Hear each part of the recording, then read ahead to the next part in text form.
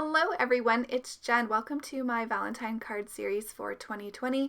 Today's card is all about the chocolate, and I'm not gonna lie, there might have been some chocolate eating during the staging of this photo. But let's jump in. I'm using the Gerda Steiner Designs More Than Chocolate 3x4 stamp set, and I will be bringing in the Paint Splat stamp set as well by Stamp Market. So I'm going to show you some fun tricks to add a chocolatey feel to your Valentine cards.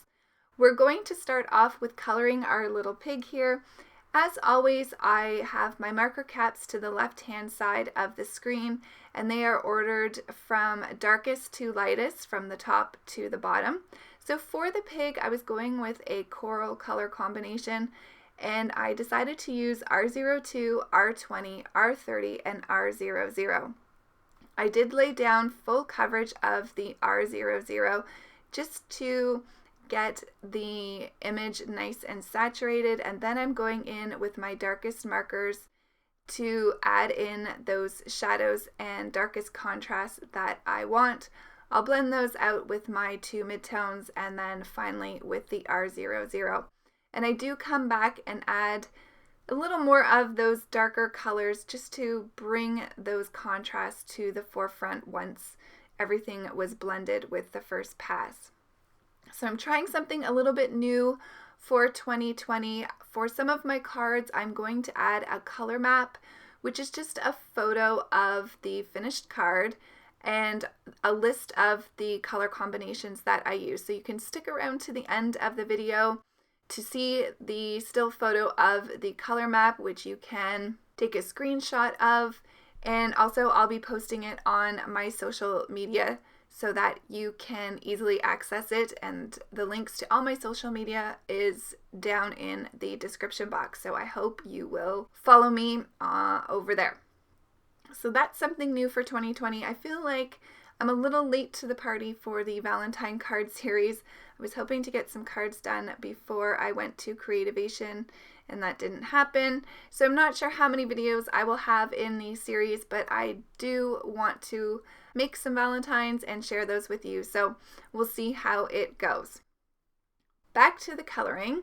I wanted to do his little hooves and his snout just slightly darker than the color of his skin. So I'm using E13, bringing in a little bit of a brown here, and then using the R02 and the R20. And once I get that first layer down, I decided to come back in with the R02 and fill in the entire areas using that color combination just to get a better blend. For the chocolate, I'm going to be using E27, E25, and E23.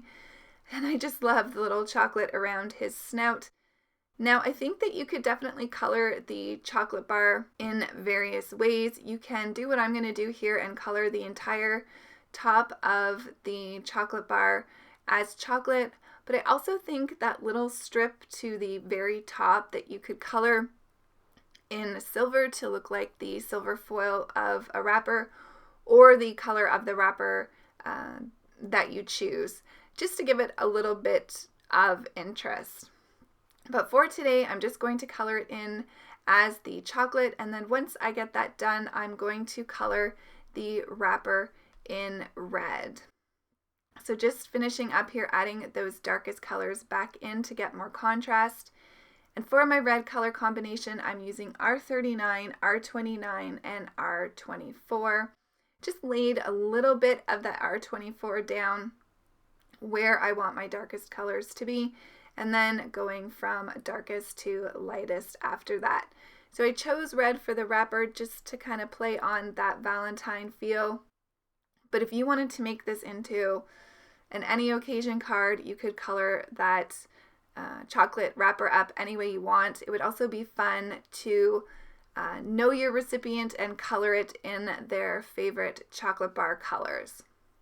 So now that we have our little pig colored and cut out, I'm going to work on the chocolatey background.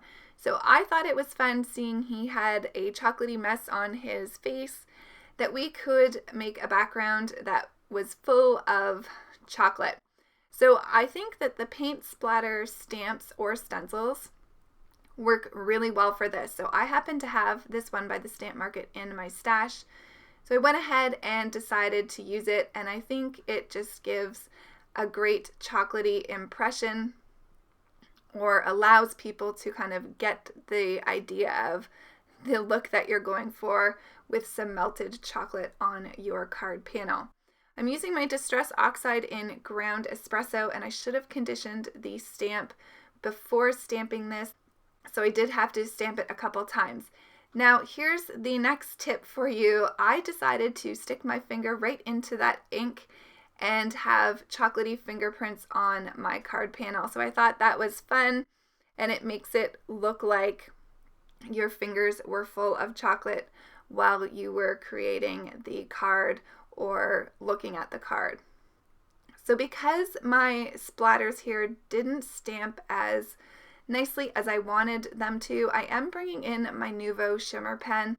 So the Distress Oxide inks are water reactive, so you can use a Nuvo shimmer pen or any kind of shimmer pen that you have.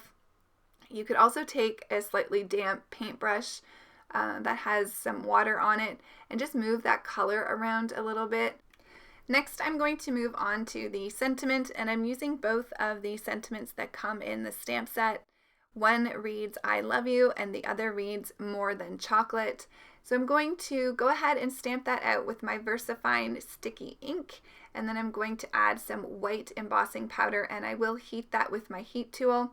I'll go ahead and just fussy cut around both of those sentiments. Once I have that complete, I will dust off that powder residue with my cloth, and then I can go ahead and I can work on finishing up the background. So to add some more fun chocolatey feel to your card, I'm going to add some aluminum foil. Now the footage fairies did get me here, but basically what I did was I crumpled up the aluminum foil to look like the chocolate wrapper. I placed that behind my focal image, which is the pig for this card. I used some double-sided tape for that.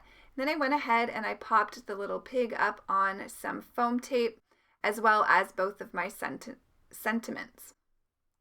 I'm going to add the "I love you" to the top, and I'm just going to stick that, just tuck it ever so gently behind the top of his head, and then the "more than chocolate" under the bottom of him, and that will ground the image. Now to finish this off, I felt like I needed a little bit more red in my card, so I'm bringing in the Heffy Doodle Lovely Little Borders die, and I love the size of the hearts that this cuts out, so I cut that out of some red cardstock, and I'm going to place that around my card. So you can see here I'm playing with placement.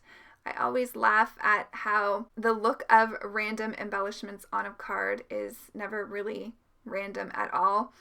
Let me know if you're like me and fuss over the placement of things more than probably necessary. So I am just going ahead. Now you saw there I brought out my white eraser. For some reason, some black residue from my reverse tweezers left a trail on my card panel, which did not make me very happy.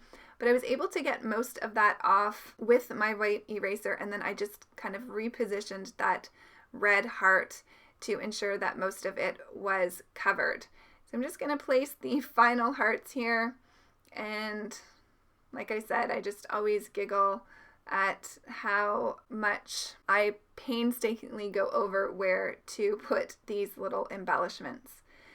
But to finish off, I'm going to bring out my Nuvo glaze, which will just give a glossy effect to the areas where I add it to. So I'm going to put that on the chocolate wrapper, the red hearts, and the pig's eyes. As a final detail, I'm bringing in my white gel pen. This is a size 10, and it is quickly surpassing my white Signo gel pen as my favorite. So there's the card today. I hope you enjoyed some of the chocolatey tips for Valentine's cards. Here's the color map that I was telling you about, so you can screenshot this or you can find it over on my social media. Thanks for watching, everyone. Have a great day, and I will see you soon. Bye!